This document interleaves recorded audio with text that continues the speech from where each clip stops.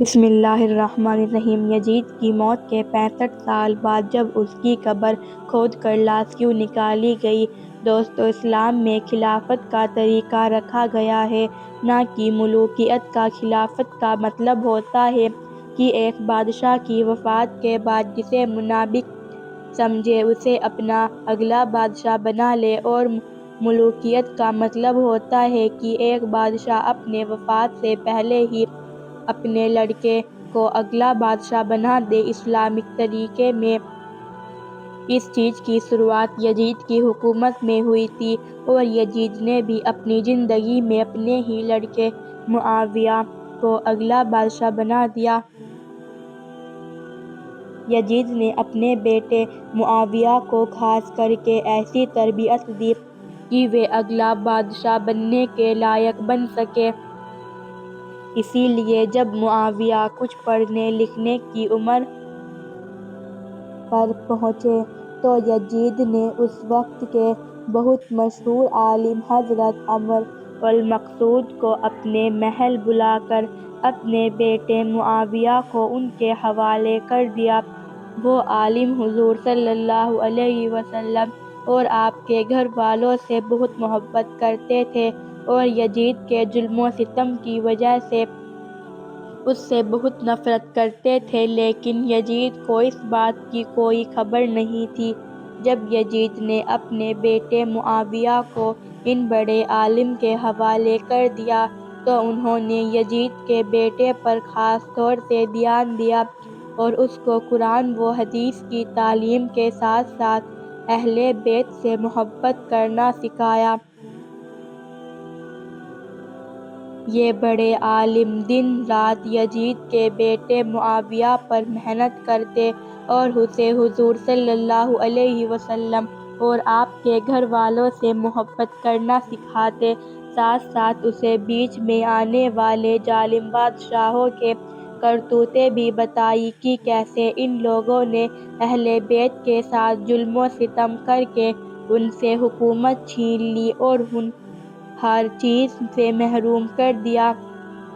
وقت گزرتا گیا، آخر یزید کا بیٹا معاویہ 18 سال کا ہو گیا تو اس وقت کربلا کا واقعہ پیش آیا جس میں یزید نے ظلم و ستم کی انتہا قائم کر دی۔ وہ اس طرح کہ ظالم یزید کے اشارے پر حضرت حسین رضی اللہ تعالیٰ عنہ کا کربلا کے میدان میں سر کاٹا گیا، اور پھر اس کی بہت بے حرمتی کی گئی، یہاں تک کہ جب یزیدی فوج کے لوگ حضرت حسین رضی اللہ تعالیٰ عنہ کا کٹا سر لے کر کوفہ شہر کی طرف واپس جا رہے تھے تو راستے میں انہیں ایک جادوگر ملا۔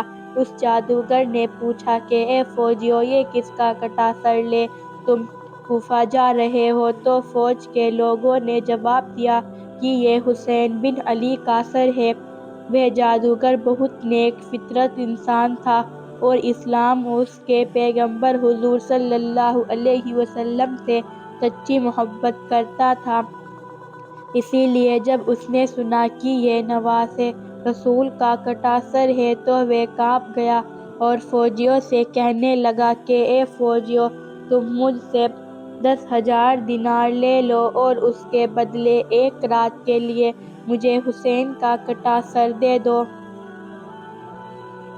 وہ ظالم یزید کے فوجی تو ویسے ہی لالچی تھے، اسی لیے جادوگر کی یہ بات سن کر فوراً راضی ہو گئے۔ اس جادوگر نے فوجیوں کو 10,000 دینار دیے اور پھر حضرت رضی اللہ تعالیٰ عنہ کا کٹا سر لے کر اپنے خاص کمرے میں چلا گیا۔ سب سے پہلے اس نے حضرت حسین رضی اللہ تعالیٰ عنہ کے سر کو صاف پانی سے دھویا اور پھر ایک پاک کپڑے پر رکھتے ہوئے سامنے بیٹھ کر رونے لگا۔ جہاں تک وہ جادوگر حضرت حسین کے سر دیکھ دیکھ کر پوری رات روتا رہا۔ اہل بیت سے ایسی محبت کی وجہ سے اللہ تعالیٰ نے اسے ایمان لانے کی توفیق عطا فرمائی۔ صبح اٹھ کر اس جادوگر نے کٹا سر فوجیوں کے حوالے کیا اور پھر سارے فوجی حضرت حسین رضی اللہ تعالیٰ عنہ کا سر لے کر یزید کے محل کی طرف روانہ ہو گئے۔ حضرت حسین رضی اللہ تعالی عنہ کو شہید کر کے یزید نے حکومت تو جما لی، لیکن وہ زیادہ دن اپنی حکومت چلا نہ سکا۔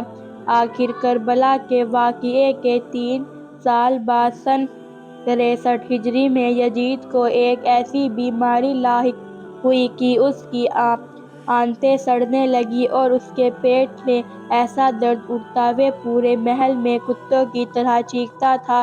جب یزید کو اپنی موت قریب آنے لگی تو ایک دن اس نے اپنے بیٹے معاویہ کو پاس بلاتے ہوئے کہا کہ اے بیٹے، آج میں تجھے اپنی حکومت کا بادشاہ بناتا ہوں۔ یہ سن کر بیٹا معاویہ نے جواب دیا کہ لعنت ہے ایسی حکومت پر جو اہل بیت کے سر کاٹ کر بنائی گئی ہو، اور لعنت ہے ایسی حکومت پر جو نبی کے گھر والوں کو زہر دے کر قائم کی گئی ہو۔